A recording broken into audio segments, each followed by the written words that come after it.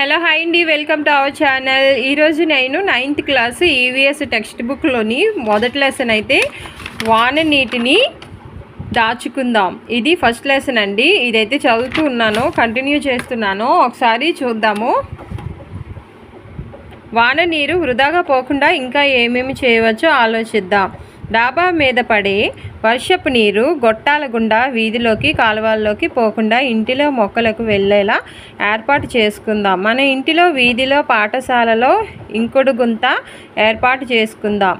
వాన నీటిని పట్టి డబ్బాలలో నిల్వ చేసి ఇంటి అవసరాలకు వాడుకుందాం. ఇంటిలో నీరు అందుబాటులో ఉన్నప్పటికీ ఇలా చేస్తే కరెంటును కూడా కాపాడుకోగలుగుతాం కదా.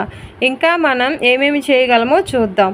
నీరు తాగేటప్పుడు గ్లాసును ఎత్తి పట్టి తాగే అలవాటు చేసుకుందాం. దీనివల్ల గ్లాసు కడగటానికి మరొక గ్లాసు నీటిని వృధా చేయవలసి అవసరం